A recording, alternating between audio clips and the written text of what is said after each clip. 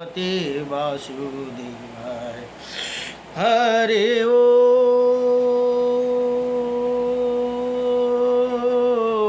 स्वस्ति श्री गणेशाय नमः। ओम श्री सरस्वती नमः। ओम श्री वेदपुरुषाय नमः। ओम श्रीमातृपितृचरणकमलेभ्यो नमः। श्रीगुरुचरणकमलेभ्यो नमः। ओम समस्तकुलदेवता चरणकमलेभ्यो नमः। ओम समस्त पितृदेवता चरणकमलेभ्यो नमः। कृष्णं नारायणं वन्दे कृष्णं वन्दे व्रजप्रियं कृष्णं द्वैपायनं वन्दे कृष्णं वन्दे प्रीताश्रुतं वासुदेवं सुतदेवकं सचारुणमर्दनं देवकी परमानन्दं कृष्णं वन्दे जगद्गुरुम्। मुकुं करोति वाचालं पङ्गुं लङ्घयते गिरिं यत्कृपातमहं वन्दे परमानन्दमाधवम्। कस्तूरितिलकं ललाटपटले वक्षौ स्थूले कौस्तुभं नासाग्रवरमौक्तिकं करतले वेणुकरे कङ्कणं सर्वज्ञहरिचन्दनसुललितं कंठी च मुक्ताम्बलिः गोपास्त्रीपरिवेष्टितो विजयते गोपालचूडामणिः। वंशी विभूषितकर्णं नवनीरदावात पीताम्बरदारुणा विवाफलधरोष्टा पूर्णेन्द्रसुन्दरमुखा रवीन्द्रनेत्रात् कृष्णात् परं किमपि ततोऽहं न जाने। सच्चिदानन्दरूपायं विश्वत्पदादिहेतवे त्रापत्राय विनाशायं श्रीकृष्णाय वयं नमः। ओम कृष्णाय वासुदेवाय हरये परमात्मने नमः। प्रणतक्लेशनाशाय गोविन्दाय नमो नमः। जय जय श्री राधे जय जय श्री राधे मेरी स्वामिनी मैं राधे जो की दास। जन्म दीजियो मोहे श्री चरण को वास। जन्म जन्म दीजियो मोहे श्री वृंदावन को वास। जय जय राधारमण हरि जय जय नवल किशोर जय जय गोपी चितचोर प्रभु जय जय माखन चोर। जन्म जन्म दीजियो मोहे श्री चरण को वास। जन्म जन्म दीजियो मोहे श्री वृंदावन को वास। नारायणं नमस्कृत्यं नरं चैव नरोत्तमं देवीं सरस्वतीं व्यासं ततो जयमुदीरये। ओम श्री परमात्मने नमः। ओम गुरुर्ब्रह्मा गुरुर्विष्णु गुरुर्देव महेश्वरः गुरुर्साक्षात् परं ब्रह्म तस्मै श्री गुरवे नमः। अखण्डमण्डलकारं व्याप्तायनं चराचरं तत्पदं दर्शितं येनं तस्मै श्री गुरवे हरि ओम। गुरुदेव श्री गुरुदेव कृपानिधि स्वामी। हे गुरुदेव मेरी नैया उस पार लगा देना। गुरुदेवा अब तक तो निभाए हो, आगे भी निभा देना। श्री गुरुदेव दल बल के साथ माया ने घेरा जो मुझको आकर आप देखते रहना। ये झट आके बचा लेना, झट आके बचा लेना। श्री गुरुदेव शायद है झंझटों में मैं आपको भूल जाऊं, शायद झंझटों में मैं आपको भूल जाऊं। पर नाथ मेरे आप तो मुझको ना भुला देना। हे नाथ आप तो मुझको ना भुला देना। श्री गुरुदेवा मेरे नैया उस पार लगा देना। दे आप देव मैं पुजारी, आप इष्ट मैं उपासक। ये बात तो सत ही सत कर दिखा देना। ये बात तो सत्य है सत कर दिखा देना। श्री गुरुदेवा मेरी नैया उस पार लगा देना। आजदेखि नवरात्र सुरु भयो। आज माता भगवतीको अलिकति प्रार्थना गरेर जय दुर्गे भवानी माता, जय अम्बे भवानी माता। दीप जलाउँछौँ धूप जलाउँछै माता आरती गर्छौँ। जय दुर्गे भवानी माता, ज्योति स्वरूपिणी हे माता, माता मातृ स्वरूपिणी हे माता, ज्ञान स्वरूपिणी हे माता, शक्ति स्वरूपिणी हे माता। जय दुर्गे माता भवानी, जय अम्बे माता भवानी। असुरहरूको संहार गर्ने तिमी नै बेहौ विश्वविधाता। असुरहरूको संहार गर्ने तिमी नै हो विश्वविधाता। 64 योगिनी सातमा हिँड्दछौ 10 दिशामा। 64 योगिनी साथले हिँड्छौ 10 दिशामा। जय दुर्गे जय भवानी माता, जय अम्बे भवानी माता। फूल चढाउँछौ फल चढाउँछौ तिमीसँगै जोड्छौ नाता। फल चढाउँछौ फूल चढाउँछौ तिमीसँग जोड्छौ नाता। दुखीहरूको उद्धार गर्ने तिमी हो जीवनदाता। दुखीहरूको उद्धार गर्ने तिमी हो जीवनदाता। ओम नमो भगवते वासुदेवायम। त्यो दिन गयो अकारथी भए सन्त सङ्गत सन्त।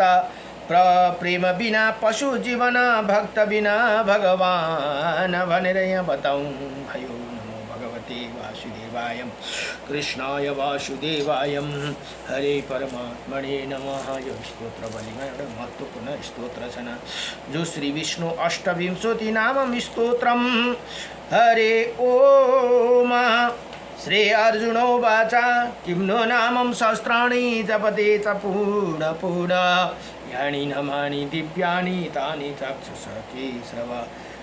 हे भगवान केशव, मनुष्य बार बार 1000 नाम जप क्यों करते हैं? उनका दिव्य नाम उनका वर्णन करे भनेर यहाँ भन्नुहुन्छ। अब श्री भगवान वाचा भगवान भन्नुहुन्छ मत्सम कुर्मं वराम च वामनं च जनार्दनं गोविन्दं पुण्डरीकाक्षं माधवं मधुसूदनं।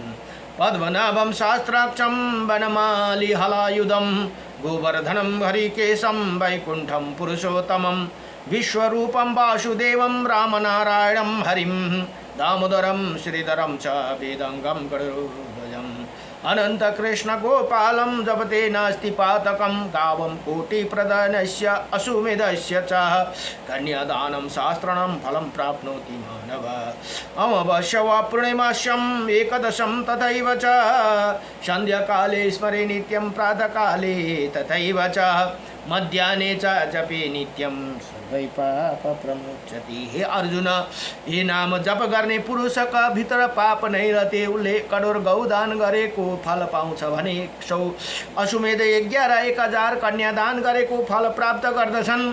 औँसीमा पूर्णिमा एकादशी तिथि नमा प्रतिदिन स्वयं प्रातः एवं मध्याह्न यी 3 टाइम जप गर्ने पुरुषको भित्र पाप रहँदैनन्, ऊ सम्पूर्ण पापदेखि मुक्ति हुन जान्छन् भनेर यहाँ भगवान कृष्णले अर्जुनलाई बताउनु भयो यो स्तोत्र बलिमा। हरे ओम व्रजे व्रजे कमण्डनं समस्त पाप खण्डनं सुभक्ति चित्तरञ्जनं अधरं मधुरम, ये चाहिँ मधुर अष्टकम है। नयनं मधुरं हसितं मधुरं हृदयं मधुरं गमनं मधुरं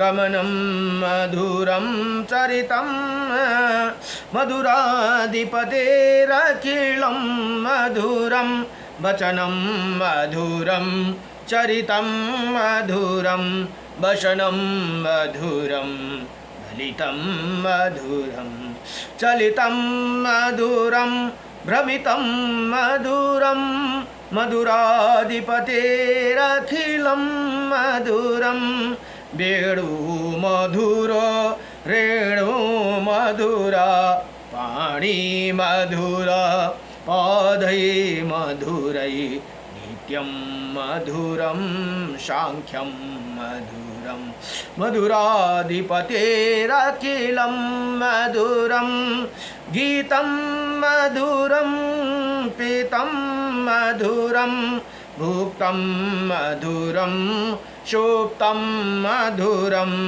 रूपं मधुरं तिलकं मधुरं मधुराधिपतेरखिलं मधुरं करणं मधुरं तरणं मधुरं हरणं मधुरं रमणं मधुरं भमितं मधुरं शमितं मधुरं मधुराधिपतेरखिलं मधुरं गुञ्जा मधुरा माला मधुरा यमुना मधुरा वाची मधुरा सलिलं मधुरं कमलं मधुरं मधुराधिपतेरखिलं मधुरं दुष्टं मधुरं श्रेष्ठं मधुरं मधुराधिपतेरखिलं मधुरं गोपा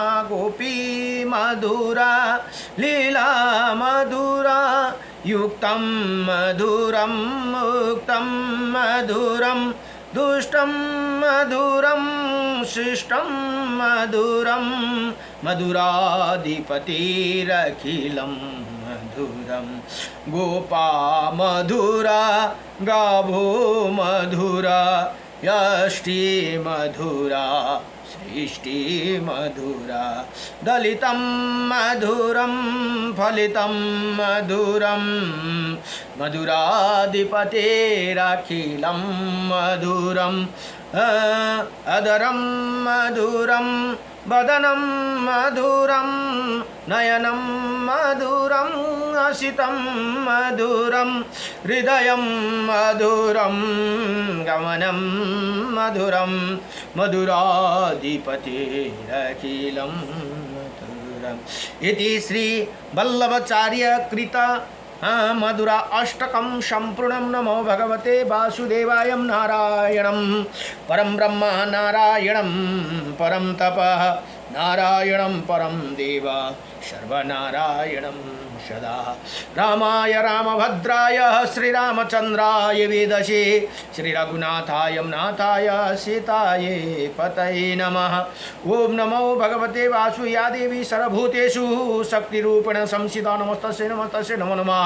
या देवी सर्वभूतेषु लक्ष्मीरूपेण संस्थिता नमस्तस्यै नमस्तस्यै नमस्तस्यै नमो नमः। या देवी सर्वभूतेषु मातृरूपेण संस्थिता नमस्तस्यै नमस्तस्यै नमस्तस्यै नमो नमः। या देवी सर्वभूतेषु बुद्धिरूपेण संस्थिता नमस्तस्यै नमस्तस्यै नमो नमः। या देवी सर्वभूतेषु शांति रूपेण संस्थिता। ओम प्रथम शैलपुत्र्याय नमः, द्वितीय ब्रह्मचारिणे नमः, तृतीयं चंद्रघंटादि नमः, कुष्मंदादि चतुर्थकं नमः, पंचमं स्कंदमाताय नमः, ओम षष्ठमं कात्यायनी नमः, ओम सप्तमं कलरात्र्याय नमः, अष्टमं माँ गौर्याय नमः, नमामि सिद्धदात्र्याय माँ काली माँ लक्ष्मी माँ सरस्वती माँ दुर्गा देवी नमः। र अहिले ब्रह्मा पुराण अध्ययन हुँदैछन्। आज ब्रह्मा पुराणको 77 अध्यायमा बडो दिव्यसँगले भगवान कृष्णको लीला चल्दैछन्। भगवान कृष्ण प्राकट्य भएर आज अब कंसले अकुरजीलाई नंदगांव जाना, श्री बलराम और कृष्ण मथुरा यात्रा, गोपियों की कथा, अकुर जी को यमुना में भागवत भगवान का दर्शन, उनके द्वारा भगवान की स्तुति तथा मथुरा में प्रवेश। अब ये रजक वध और माली पर कृपा भनेर यहाँ बताउनुहुन्छ। अब व्यासजी भन्नुहुन्छ अरु ऋषि मुनिलाई, हे ऋषि हो, अकुर जी शीघ्र चलने वाला रथ पर चढ़कर मथुरा में निकल गए और श्री कृष्ण के दर्शन का लोभ लेकर नंदगांव की ओर चले गए। मार्ग में सोचने लगे, मुझसे बढ़कर सौभाग्यशाली कोई नहीं, क्योंकि आज मैं अंश सहित अवतीर्ण हुए साक्षात भगवान विष्णु का मुख देखूंगा। आज मेरी जन्म सफल हुआ और दे आने वाला प्रभात बहुत ही सुंदर होगा भनेर यहाँ बताउनुहुन्छ। क्योंकि यो सोच्नु अकुरजीले सोच्नुहुन्छ, मैं विकासित कमल के समान नेत्र वाले भगवान विष्णु के मुख का दर्शन करूंगा, जो स्मरण अथवा ध्यान से आकर मैं भी मनुष्य के सारे पाप हर लेती भनेर यहाँ बताऊंगा, हर लेता हूँ। वही कमल सुदर्शन नेत्र वाले श्री विष्णु का सुंदर मुख आज मुझे देखने को मिलेगा, जिसे संपूर्ण वेद और वेदांगों का प्रादुर्भाव हुआ है, तथा जो देवताओं के लिए सर्वश्रेष्ठ आश्रय है भगवान के उसी मुख का आज मैं दर्शन करूंगा भनेर बडो हर्षसँगले अकुरजी मथुराबाट जानु हुँदैछ। मथुरा नन्दगाउँमा मथुराबाट यहाँ भन्नुहुन्छ, हुआ जो देवताओं की सर्वश्रेष्ठ ब्रह्मा, इंद्र, रुद्र, अश्विनी कुमार, वसु, आदित्य तथा मरुदगण, जिनके स्वरूप का नहीं जानते वो श्रीहरि आज मेरे स्पर्श करेंगे भनेर बडो दिव्यसँगले प्रसन्न हुनुभयो। जो सर्वात्मा, सर्वव्यापी, सर्वस्वरूप, संपूर्ण भूतों के स्थिति, अव्यय एवं व्यापी परमात्मा है, वही आज मेरे नेत्र को अतिथि होंगे भनेर यहाँ बडो प्रसन्नसँगले बाटोमा यस्तो सोच्दै जानुहुन्छ। जिन्होंने अपने योग शक्ति के मत्स्य, कुर्मा, बराह और नरसिंह आदि अवतार ग्रहण किए थे, वही भगवान आज मुझे वार्तालाप करेंगे। स्वच्छ से शरीर धारण करने वाला अविनाशी जगन्नाथ इसी समय कार्य बस ब्रज में निवास करते हैं और मानव रूप धारण किए हुए जो भगवान अनंत अपने ही मस्तक पर इसी पृथ्वी को धारण करते हैं, वही जगत का हित करने के लिए अवतीर्ण हुए आज मुझे अकुर कहकर बुलाएंगे। पिता, पुत्र, सदु, भ्राता, माता और बंधु व रूपेणी जिनकी माया को ये जगत हटा नहीं पाते, उन भगवान को बारंबार प्रणाम है भनेर यहाँ बाटोमा सम्झिँदै जानु हुँदैछ। जिनके हृदय में स्थापित करने की मनुष्य इस योग माया रूपा फैले हुए अविद्या को तर जाते हैं, उसी विद्या स्वरूप परमात्मा को मेरा प्रणाम है। जिन्होंने यज्ञ परायण मनुष्य, यज्ञ पुरुष, भागवत भक्त जन वासुदेव, वेदांता वेता सर्वव्यापी श्री विष्णु कहते हैं, उनको मेरा प्रणाम है। जो संपूर्ण जगत के निवास स्थान है, जिनमें सत और असत दोनों प्रतिष्ठित है, भगवान अपने सहज शतगुणों से मुझ पर प्रसन्न हो। जिनका स्मरण करने से मनुष्य पूर्ण कल्याण का भागी होते हैं, उन पुरुष श्रेष्ठ श्री हरि को मैं सदा के लिए शरण लेता हूँ। अकुर हृदय भक्ति से विनम्र हो। और वो इसी प्रकार श्री विष्णु का चिंतन करते हुए कुछ दिन राहत रहते नंदगांव में पहुंच गए। वहीं उन्होंने भगवान श्री कृष्ण को उसी स्थान पर देखा जहाँ गऊ दुही जा रही थी। वही बछड़ा के बीच में खड़े थे। उनका श्रीअंग विकासित नीलकमल के आभास से सुशोभित था। नेत्रा खिले हुए कमल की शोभा धारण करते थे। भक्त स्थूल श्रीवत्स के चिन्ह दिखाई देते थे। बड़ी बड़ी भाव चौड़ी और उभरी हुई छाती, उच्च नासिका, विलास युक्त मुख मुस्कान से सुशोभिता, मुख लाल लाल नका, शरीर पर पीताम्बर, गले में जंगली पुष्पों की हारा, हाथों में स्नागत नील लता और कानों में श्वेत कमल पुष्प के आभूषण, यही उनकी झांकी थी। भनेर यहाँ बडो दिव्य मनोहर प्रकट गर्नुहुँदैछ। उद्धवजी उनके दोनों चरण भूमि पर विराजमान थे। श्री कृष्ण का दर्शन करने के बाद अकुर जी दृष्टि यदुनंदन बलभद्र जी पर पड़ी, जो हंस चंद्रमा और कुंदन के समान गौर वर्ण थे। उसके शरीर नीला वस्त्र शोभा पा रहे थे। उनकी कद ऊंची और बाहु बड़ी बड़ी थी। मुख प्रफुल्ल कमल सा सुशोभित तथा नीलंबरधारी गौरंगा बलभद्र जी ऐसे जान पड़ते थे मानो मेघमाला से घिरा हुआ दूसरा कैलाश पर्वत हो। उसी दोनों भाइयों के देखकर महाबुद्धिमान अकुर जी का मुख कमल प्रसन्न से खिले उठा। संपूर्ण शरीर में रोमांच हो आए और वो मन ही मन इसी प्रकार कहने लगे, इन दोनों बंधुओं के रूप में यहाँ साक्षात भगवान विष्णु विराज रहे हैं। यही वो परम धाम है, जो यही परम पद है भनेर यसरी सोच्नुहुन्छ।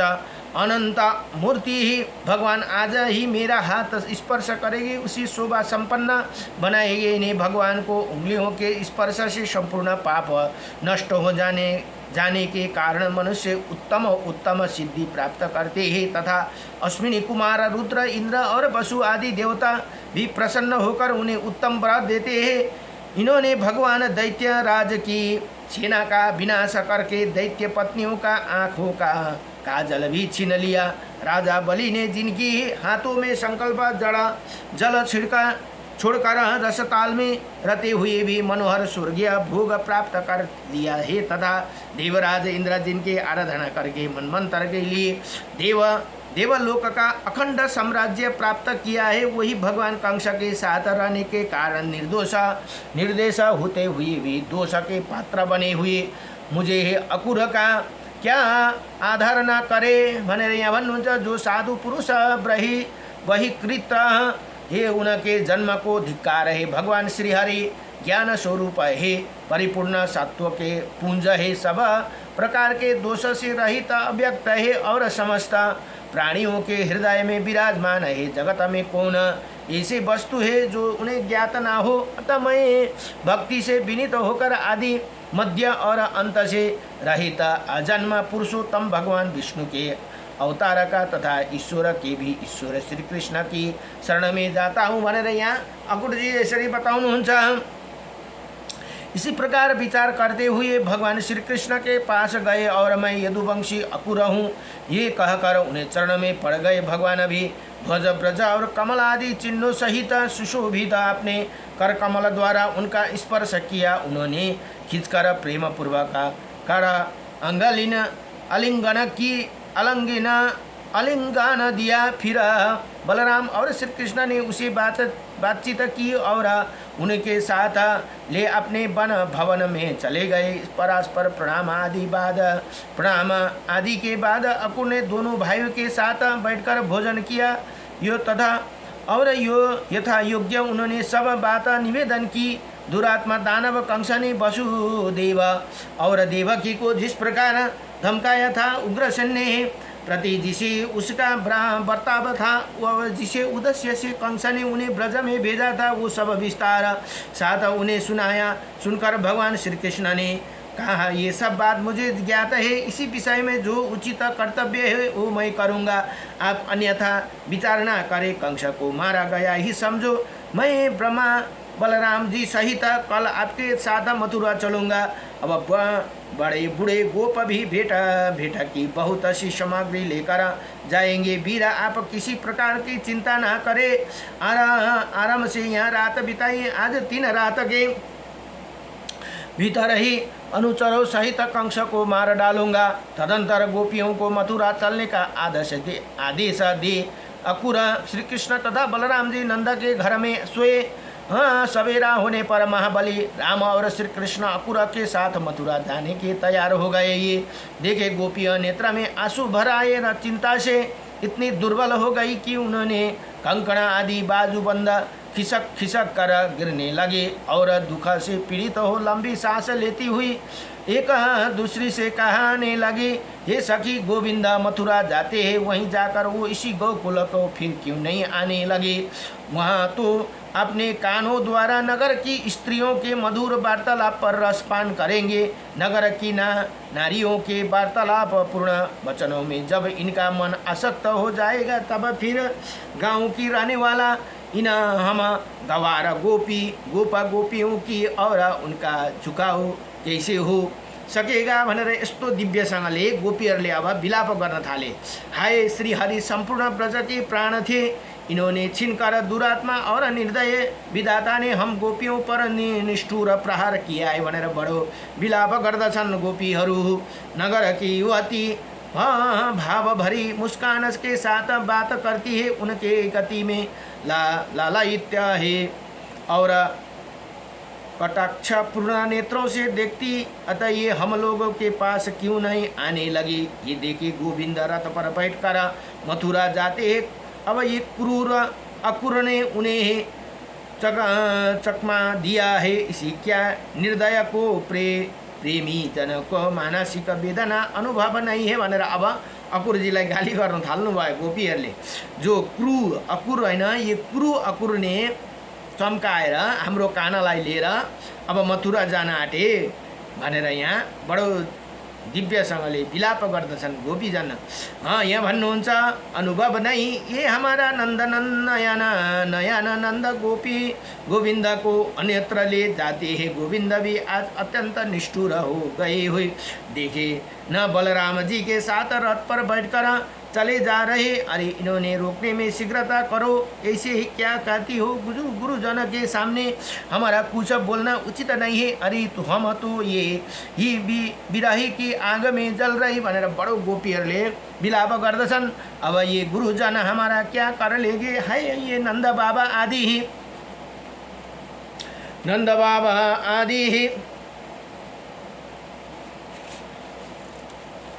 भी न जाने को उदत है, कोई भी श्री कृष्ण को लौटने का उद्योग नहीं करता। आज मथुरा वासियों के युवती के नेत्र रूपी भमरा श्री कृष्ण के मुख कमल का मकरंदन पान करेंगे। वो लोग धन्य है जो मार्ग में पुलकित शरीर से बेरोका टोका श्री कृष्ण का दर्शन करेंगे। आज गोविंद का दर्शन पाकर मथुरा की नारियों के नेत्र महान आनंद छा जाएगा। आज उन भाग्यशालिनी युवतियों ने कौन सा शुभ सपना देखा होगा भनेर यहाँ बडो विलाप गर्दछन्। जो ये अपना विशाल एवं कमनीय नेत्रों से श्री कृष्ण की रूप माधुरी का पालन करेंगे। अहो विधाता ने किंचन मात्र भी दिया नहीं, उसने हम गोपियों के बहुत बड़े निधि का दर्शन कराया।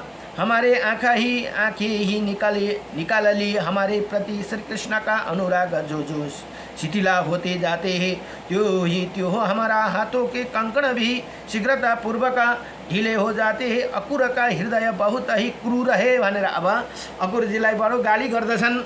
वही घोड़े के बहुत जल्दी हाँकता है। हम जैसे आर्त स्त्रियों पर उसे छोड़ा किसी को दया नहीं आएगा। अरे ये देखो श्री कृष्ण के रथ की धूली बहुत से ऊंचे पर दिखाई देती है। हाय अब वो धूली भी नहीं दिखाई देती। अब ये भगवान को बहुत दूर ले गई। इसी प्रकार गोपियों को अत्यंत अनुराग पूर्वक देखते देखते बलराम सहित श्री कृष्ण ने ब्रज को उसी भूभाग का परित्याग किया।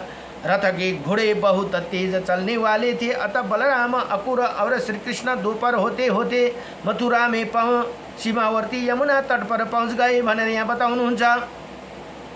तब अकुर ने श्री कृष्ण से कहा, आप दोनों भाई यही रथ पर बैठे रहे, तब तक मैं यमुना के जल में नित्य स्नान और पूजन कर लेता हूँ। श्री कृष्ण ने बहुत अच्छा कहकर उनकी बात मान ली। परम बुद्धिमान अकुर ने यमुना जी के जल में प्रवेश करके स्नान और आचमन किया। तत्पश्चात उन्हें परम ब्रह्मा का चिंतन करने लगे। उन्होंने जल के भीतर शस्त्रों फणों से युक्त बलभद्र जी दिखाई दिए और उनका शरीर कुंदन के समान घोर और नेत्र कमल पात्र के समान विशाल थे। वासुकी तथा डिम्ब आदि बड़े बड़े नाग उन्हें घेरे हुए स्तुति कर रहे थे। गले में सुगंधित वनमाला उनकी शोभा बढ़ा रही थी और नीला वस्त्र और सुंदर कर्णभूषण धारण किए मनोहर गेड़ूली मारे उजल के भीतर विराजमान थे। उनके गदे गोद में भगवान श्री कृष्ण दृष्टि गोचर हुए, जो सजन मेघ के समान श्याम किंचित ललिमा युक्त विशाल नेत्र के चतुर्भुज सुंदर और चक्र आदि आयुध से वशीभूत थे। उन्होंने दोनों पीताम्बर धारण करे रखे थे। विचित्र विचित्र हार उनके शोभा बढ़ाते थे। इंद्रधनुष और विद्युन्माली से वशीभूत मेघ की भांति उनके विचित्र शोभा हो रही थी। वक्ष स्थूल श्रीवत्स चिन्ह सुशोभित तथा भुजाओं के भुजा बंधन और मस्तक पर मुकुट देदीप्यमान था। कानों में कमल पुष्प कुंडल का काम देता था। सदा सनंदन आदि पाप रहित सिद्धि योगी नासिका के अग्रभाग पर दृष्टि जमाए पनाही मन भगवान के ध्यान करते थे। बलराम और श्री कृष्ण को वहां पहुंचकर अकुर बड़े आश्चर्य में पड़े और सोचने लगे, ये दोनों भाई तो इतना शीघ्र ही कैसे यहाँ आ गए भनेर यहाँ सोच्दछन्। अब अकुर ने कुछ बोलना चाहा, किंतु श्री कृष्ण ने उन्हें वाणी को स्तंभित कर दिया। तब उन्हें जल से निकलकर रथ के पास आए, किंतु वहाँ भी बलराम और श्री कृष्ण पहले की भांति बैठे थी दिखाई दिए। तब उन्होंने पुनः जल में डुबकी लगाई। भीतर वही दृश्य दिखाई दिया। गंधर्व मुनि सिद्धि तथा बड़े बड़े नाग श्री कृष्ण को बलराम को स्तुति करते थे। ये सब देखकर दानपति अकुर ने वास्तविक रहस्य का पता लगा गया। वो पूर्ण विज्ञानमय भगवान का अच्युत की स्तुति करने लगे। अब उनलाई थाहा भयो उहाँ त साक्षात भगवान हुनुहुँदो रहेछ भनेर यमुनामा डुब्की लगाउँदा भित्र पनि शेष शय्यामा भगवान बसिरहनु भएको छ। शेषजीको उपरमा बाहिर निक्लेर हेर्छन् त फेरि रथमा पनि भगवान बलराम र कृष्ण बस्नु भएको छ। अब साक्षात भगवान हुनुहुन्छ भने जिनका सत्ता मात्र स्वरूप है महिमा, यहाँ अब प्रार्थना गर्नुहुन्छ है स्तुति। महिमा अचिंत है, जो सर्वत्र व्यापक, जो कारण रूप से एक है किंतु कार्य रूप से अनेक है। उन परमात्मा को बारंबार प्रणाम है। और अचिंत्य परमेश्वर आप शब्द वैदिक मंत्र रूप और हविष रूप है। आपको प्रणाम है जो प्रभु आपका प्रकृति से परे है, विज्ञान स्वरूप आपको प्रणाम है। आपका ही भूतात्मा, इंद्रियात्मा, प्रधान आत्मा, जीवात्मा और परमात्मा इसी प्रकार एक होते हुए आप 5 प्रकार के स्थिति है। सर्वात्मना परे महेश्वर आप ही क्षीर क्षर और अक्षर मुझ पर प्रसन्न हुए। ब्रह्मा विष्णु तथा शिव आदि नाम से आपका ही वर्णन किया जाता है। भगवान आपको स्वरूप, प्रयोजन और नाम आदि सभी अब अनिवर्चनीय है। आप परमेश्वर को मेरा नमस्कार है। नाथ जा नाम और जाति आदि कल्पनाओं का अस्तित्व नहीं है। वही नित्य अभिकारी और अजन्मा परम ब्रह्मा आप ही कल्पना के बिना कोई ही व्यवहारिक नाम रखे बिना किसी भी पदार्थ का ज्ञान नहीं होते। इसीलिए भगवान कृष्ण अच्युत, अनंत और विष्णु आदि नाम से आपकी स्तुति की जाती है। हे सर्वात्मन, आपका अजन्मा परमेश्वर है। जगत में जितना कल्पना है उन सबके द्वारा आपको ही बोध होते हैं। आप ही देवता है। संपूर्ण जगत ही आप ही विश्व तथा विश्व रूप है। विश्वात्माना आप विकार और भेद सर्वथा रहित। संपूर्ण विश्व में आपकी सिवा दूसरा कोई वस्तु नहीं। आप ही ब्रह्मा, महादेव, सूर्य, धाता, विधाता, इंद्र, वायु, अग्नि, वरुण, कुबेर और यम है। एकमात्र आप ही भिन्न भिन्न रूप धारण करके अपनी विभिन्न शक्तियों की जगत की रक्षा करती है। आप ही विश्व की सृष्टि करते हैं। आप ही प्रलयकालीन सूर्य होकर संपूर्ण जगत का संहार करते। आज ये गुणमय प्रपंच आपका ही स्वरूप है। सत्य स्वरूप परमेश्वर का वाचक जो ओमकार रूप अक्षर है, वही आपका उत्कृष्ट स्वरूप है, वही सत असत और ज्ञानात्मा और आपके उसी रूप को मेरा प्रणाम है। मैं हे भगवान वासुदेव स्वरूप में, वासुदेव रूप में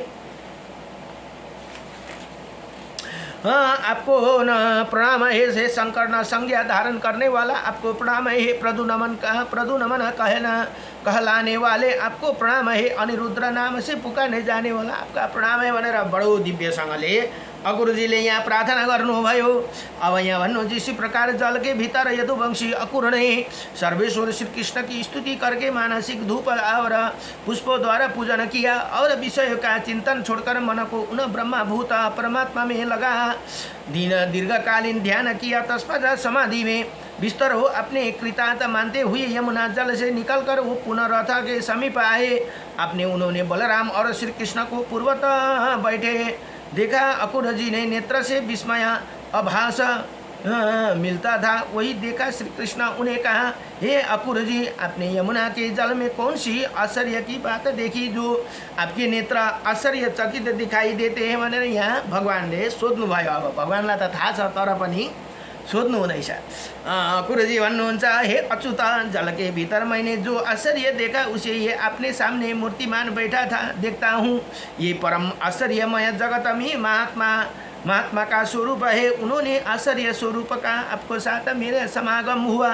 हे मधुसूदन, आप इसी विषय में अधिक कहने की क्या आवश्यकता है। चलिए मथुरा चले। मैं कंस से डरता हूँ जो दूसरों को टुकड़ों पर जीवन निर्वाह करने वाले है। उन मनुष्य को जन्म को धिक्कार है भनेर यहाँ अकुरजी यसरी बताउनुहुन्छ। ये कहकर अकुरजी ने घोड़े को हाँक दिया और स्वयं काल को समय मथुरापुरी में जा पहुँचे। मथुरा को देखकर अकुर ने बलराम और श्री कृष्ण से कहा, हे पराक्रमी वीरो, अब आप लोग पैदल जाइए, रथ में ये अकेला ही जाऊंगा। मथुरा में पहुंचकर आप दोनों वासुदेव जी के घर ना जाए, क्योंकि आपके ही कारण वो बेचारा बूढ़ा कंस द्वारा सदा अपमानित होते भनेर यहाँ भन्नुहुन्छ। ये कहकर अकुर जी मथुरापुरी में चले गए और राम और श्री कृष्ण ने भी पुरी में पहुंचकर राजमार्ग पर आ गए। उसी समय नगर में सभी स्त्री पुरुष आनंद पूर्ण नेत्र से उन्हें निहारते थे। दोनों ही वीर तथा तरुण हाथियों की भांति लीला पूर्वक चल रहे थे। घूमते घूमते उन दोनों भाइयों के कपड़ा रंगने वाले एक रजक को देखा। उसने अपने शरीर को अनुरूप सुंदर वस्त्र मांगे। वो राजा कंस का रजक था। रजक भनेको धोबी। जे राजा की कृपा पाकर उसका उपसंहार बहुत बढ़ गया था। उसने बलराम और श्री कृष्ण को प्रति ललका कर अनेकों अपेक्षा युक्त कटु वचन कहे। उसी दुरात्मा रजक का बर्ताव देखकर श्री कृष्ण ने कुपित हो उठे। उन्होंने थप्पड़ से मारकर उसी रजक का मस्तक पृथ्वी पर गिरा दिया। पृथ्वी में बसा दबाई दिनु भयो भनेर भन्नुहुन्छ। उसे मारकर राम और श्री कृष्ण ने उसे सारा वस्त्र छीन लिए और अपनी रुचि के अनुसार पीले एवं नीले वस्त्र धारण करके वो बड़ी प्रसन्नता के साथ माली के घर गए। उन्होंने देखा कि माली के नेत्र आनंद से खिले उठे। वही अत्यंत विस्मित होकर मन ही मन सोचने लगे, आहा, ये दोनों किसके पुत्र है, कहाँ से आए। एक अंग पर पीताम्बर शोभा पाते हैं तो दूसरे शरीर पर नीलम्बर। दोनों ही अनंत मनोहर दिखाई देते। उन्हें देखकर माली ने समझा तो देखा देवता तथा भूतल पर उतरे। उन दोनों भाइयों के मुख कमल प्रफुल्लित दिखाई देते थे। माली ने दोनों हाथ पृथ्वी पर फैलाकर सिर से पृथ्वी स्पर्श करते हुए साष्टांग प्रणाम किया और कहा, हे नाथा, आप दोनों बड़ी कृपा करके मेरे घर पधारे और धन्य हो गए। आप दोनों की पूजा करूँगा। ये कहकर उन्हें रुचि के अनुसार फूलों भेंट किए। तो ये सुंदर है, ये मनोहर है, ये कहकर उन्हें कहते हुए उनके मन में फूलों की भांति आकर्षण पैदा किया। जो उन्हें पसंद आया वो सब दिया। सभी प्रकार का फूल मनोहर, निर्मल और सुगंधित थे। श्री कृष्ण ने भी प्रसन्न होकर माली को वर दिया, हे भद्रे, मेरा अधीन रहने वाला लक्ष्मी तेरे कभी त्याग ना करेगी भनेर यहाँ भन्नुभयो। सौम्य, तेरा बल और धन को कभी हानि ना होगी। जब तक ये पृथ्वी और सूर्य रहेगा तब तक तेरी पुत्र पौत्र आदि वंश परंपरा कायम रहेगी। तू बहुत से भोग भोग कर अंत में मेरे कृपा से मुझे स्मरण करते हुए दिव्य लोक को प्राप्त करोगे। हे भद्रे, तेरा मन ही हर समय धर्म में लगा रहेगा भनेर यहाँ भगवानले यस्तो बढिया वरदान दिनुभयो। ये कहकर बलराम सहित श्री भगवान श्री कृष्ण मालीद्वारा पूजित हो उसके घर में चले आए भनेर यहाँ बताउनुहुन्छ। नमो भगवते वासुदेवति भनेर श्री ब्रह्मा पुराणको 77 अध्याय में अकुर नंद गाँव जाना और श्री बलराम और कृष्ण की मथुरा का यात्रा भनेर यहाँ पूरा भयो। नमो भगवते वासुदेवाय कृष्णाय वासुदेवाय मारे परमात्मने प्रणतक्लेशनाशाय गोविंदाय नमो नमः। सच्चिदानंद रूपाय विश्वोत्पत्ति हेतवे त्रपत्राय विनाशाय श्री कृष्णाय वयं नमः। श्री कृष्ण गोविंद हरे मुरारी हे नाथ नारायण वासुदेवम् पितुमातु स्वामी सखा हमारे नाथ नारायण वासुदेवं। नमो भगवते वासुदेवाय। ओम सर्वमंगल मंगल्ये शिवे सर्वदशाधिके शरणे त्र्यंबके गौरी नारायणी नमस्तुते। ओम जय जय माता भवानी। हरि ओम।